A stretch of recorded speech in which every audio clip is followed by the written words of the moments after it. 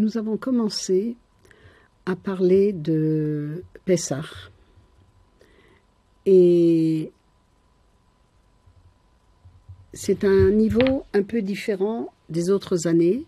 J'essaie de vous faire comprendre des choses une fois qu'on a déjà révisé les choses des autres années, parce qu'elles sont très importantes. Quels sont les symbolismes du plat du Seder, quels sont les symbolismes de l'histoire de Mitzrayim, de l'ordre du soir du Seder, de toutes les mitzvot, etc. Maintenant, donc, l'esclavage d'Égypte. Il y a marqué, quand on est sorti d'Égypte, Va'otzi etrem mikur habarzel. Je vous ferai sortir de la fournaise de barzel, de métal. Une fournaise, c'est du feu. Le métal, c'est parce que c'est dans du métal que si je mets une fournaise, si je la fais dans du bois, c'est le bois qui va pourrir, qui va brûler. Donc, de quoi s'agit-il? Kour habarzel, la fournaise de fer, c'est une fournaise qui, nous dit Rashi, qui purifie l'or pour qu'il soit plus parfait, pour que les impuretés s'en aillent et qu'il soit le plus parfait possible. C'est un Rashi dans Devarim, chapitre 4, verset 20. Exprès, je vous donne quelquefois les sources pour que vous puissiez les revérifier. Quand Adam a mangé du fruit de l'arbre défendu, il a perdu une partie de sa neshama, la partie très très très très spéciale qu'il avait, son niveau super, il l'a perdu. Et avec Abraham, on a un début de recréation de cette partie de cette neshama très spéciale. D'ailleurs, il y a marqué Atem kruyim Adam, Velohem kruyim Adam, vous êtes appelé Adam. Il s'agit du potentiel qu'on a de retrouver ce Adam de avant le fait, le chet, d'avant la faute. Et d'ailleurs, Abraham est aussi appelé Ha'adam Gadol Ba'anakim, cet homme qui est grand parmi les géants. Ça, c'est Avraham Avinu. Au chapitre 15 de Bereshit, dans l'alliance entre les morceaux, Brit ben Habetarim, Hachem dit à Avraham, Yadoa Teda, qui guerrier Zaracha, tu dois savoir, Yadoa Teda, tu sauras, Teda, tu dois savoir que ta descendance sera esclave. Le pays n'était pas mentionné, c'est pour ça qu'en vérité, eux, ils se sont immédiatement proposés comme volontaires, et ça c'était une très grande faute. La grosse question, pourquoi ils ont été punis si c'était prévu d'avance? D'abord, ils ont fait plus que ce qu'on leur avait... ce qu'ils auraient dû faire. Ensuite, ils ont été les volontaires pour le faire. En plus, de toute façon, eux avaient le libre arbitre même que Hachem savait à l'avance, etc., etc. Il y a toutes les réponses très connues, mais Yadoa Teda, tu sauras que ta descendance sera dans un pays étranger, que vous serez esclave, etc. Teda, tu sauras, c'est exactement les mêmes lettres que Da'at. Da'at. Et Da'at nous rappelle quoi? Le Etzadat. Le Etzadat, l'arbre de la connaissance ou de la fusion du bien et du mal. Donc, de là, les commentaires un peu plus mystiques nous disent que l'histoire de l'Égypte, l'histoire de l'esclavage d'Égypte, doit être un tikkun à Etzadat, pour nous ramener à une situation où on pourra recevoir la Torah, et à un certain moment, quand on a reçu la Torah, on est retourné au niveau pendant très peu de temps de Adam avant la faute, donc vous avez vu. D'accord? Ensuite, on nous dit, dans Parashat Bo, Parashat Bo, c'est dans Shemot, c'est la paracha qui nous parle des 3 dernières plaies, du Korban Pessah, et de tout ce qui s'est passé en Égypte. C'est la fin, et c'est avant la traversée de la mer Rouge, mais c'est vers la fin. C'est dans Parashat Bo, chapitre 12 dans Shemot, verset 40. Et là, on nous dit « Umoshav bnei Israël beretz Mitzrayim 430 shana ». Ça veut dire que Bnei Israël, ils étaient en Égypte 430 ans. Donc, on a dit que Béné Israël, c'est un verset, donc le verset 40, était au Moshav Béné Israël Beretz Mitzrayim, ils ont été en Égypte pendant 430 ans. En dehors du fait que c'est un fait, mais il faut savoir comment le compter. Il y a différentes façons de le compter. Il y en a qui disent 210 ans, 400 ans, 430 ans, chaque chose est autre chose. Chaque nombre est autre chose. Mais le chiffre 430 est symbolique. Symbolique.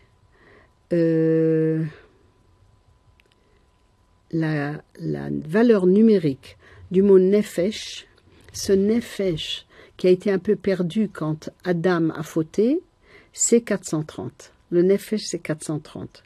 Donc, le but de l'Égypte, il faut bien comprendre, quand je donne une explication gematria, c'est pas la preuve, c'est l'illustration de quelque chose de bien plus profond. C'est la crème sur le gâteau. C'est pas le gâteau lui-même et c'est surtout pas la viande. Mais c'est symboliquement montré en plus de tout, génialement, par la gematria, par la valeur numérique de choses qui ressemblent ou qui prouvent l'un l'autre, etc. Donc, Nefesh étant 430, étant l'âme, ce morceau d'âme très très haut que Adam a perdu quand il a mangé de l'arbre, du fruit de l'arbre de la connaissance, eh bien, ou de la fusion, comme j'aime bien traduire, c'est pour nous montrer que le but, le tachlit de l'histoire de l'Égypte, de cet esclavage d'Égypte, est de pouvoir, grâce à ça, rendre ce nefesh, cette neshama à Am Israël. Comme quoi les souffrances purifient. Les souffrances purifient. On n'a pas besoin de les demander, surtout pas Al tevienu l'idée. On demande à Hachem de ne pas nous en donner. Mais si elles viennent, Baruch Haba, on doit savoir que c'est pour nous purifier. Il y a d'autres remazim. Vous savez que la Torah s'explique de toutes sortes de façons. Remez, ça veut dire par des allusions. Par exemple, il y a marqué que quand Hachem a créé l'homme avec de la terre du monde entier, etc., etc., ensuite, il a insufflé en lui un peu du souffle divin, un peu d'Akadosh Baruch Hu, Vayipach ba'apav, et il a soufflé dans ses narines un peu d'Hachem, et le Targum traduit que ça veut dire Ruach Memalala, la capacité de la parole, la capacité de s'exprimer. Et les mitzvot de la soirée du Seder, Pessah, mais de la soirée du Seder, c'est pas seulement Pessah, ça veut dire qu'il a passé au-dessus des maisons, et le Midrash dit Pessah c'est paix, la bouche, et Sar ça veut dire qu'il parle. Attention, le Pessah c'est avec un samach, et parler Sicha c'est avec un shin. Mais en Midrash ça peut se changer complètement. Donc Pessah ça veut dire la bouche qui parle. À Pessah, la mitzvah, c'est de beaucoup parler de l'histoire de l'Égypte, parce que ça va nous donner un sens de gratitude, ça va nous expliquer ce qui s'est passé, ça va nous faire comprendre pourquoi les souffrances nous purifient, ça va nous expliquer plein de choses. Et l'allusion dont je parle, c'est que paix, c'est-à-dire la bouche, et qu'est-ce qu'elle fait? Sach, elle parle. Et la valeur numérique de Sach, Samechet, c'est 68. Et la valeur numérique de la vie, Chaim, Chet c'est 8, 2 fois Yud c'est chaque fois 10, et même c'est 40, c'est aussi 68. La bouche qui parle, c'est une bouche de vie. Ça nous rend, cette mitzvah de Pessah, c'est un tikkun, un petit peu de l'histoire de Adam, et c'est la bouche, elle révèle la vie, le nefesh. Pas seulement elle parle, mais elle révèle, puisque Sach et Chaim, c'est la même chose. Est-ce que c'est clair? Donc, ça c'est un. Et quand Hachem, il a insufflé ça dans l'homme, Vayehi ha'adam le nefesh chaya. Il est devenu un être vivant. Le nefesh chaya, oui, c'est la même chose que, c'est incroyable, que Pessah. Donc on voit des choses, j'ai parlé avec une très grande, une personne qui avait un post-doctorat en statistique et qui m'a dit que c'est des choses, même pas 1 sur 1 million ou 1 sur 10 millions qui peuvent arriver. C'est-à-dire que c'est très intéressant de voir que tout ça, c'est pour nous montrer que les souffrances sont censées nous élever. D'ailleurs, Nisayon, ça vient aussi du mot Nasso, ça nous élève, les épreuves. Et encore une seule chose, qu'est-ce qui sort de la bouche? C'est la voix qui sort de la bouche. Ah, c'est la voix. Avant les mots, c'est la voix. D'ailleurs, après avoir parlé de plein de choses dans la Hamida, dans le Shemona Esrei, à la fin, on dit Shema Koleinu. Écoute notre voix. La voix, ça veut dire, ça dit tout. Ah, white. Ou, c'est plus large que des mots qui limitent. Alors, c'est le col. Et la voix, c'est très intéressant. La voix, et d'ailleurs les mots aussi, c'est très différent de toutes les autres choses. Mes pieds, c'est mes pieds. Mais la voix, c'est un mélange entre la vie de l'âme et la vie du corps. La vie de l'âme et la vie du corps. Quand on dit que Moshe Rabbeinu, il ne parlait pas très clairement, c'est exactement ça. Il ne parlait pas très clairement parce que sa neshama allait plus vite que son corps. C'était pas assez équilibré. Mais on en reparlera une autre fois. Et 2 fois le mot Chaim, donc la vie du corps et la vie de l'âme. Chaim plus Chaim, ça donne en valeur numérique, c'est 68 et 68, puisque c'est 2 fois la vie. Et Chaim, c'est 68. Et les 2 ensemble, ça donne 136, qui est la valeur numérique de Kol, de la voix. La voix, c'est un acte du corps et de l'âme ensemble. Parce que, en vérité, plus les mots que la voix, mais parce que la voix, c'est l'essence du dibour, de la parole. C'est pour ça qu'on dit Shema Koleinu. Et c'est très intéressant. Et maintenant, on a une interdiction à Pessah, Lo yel chametz,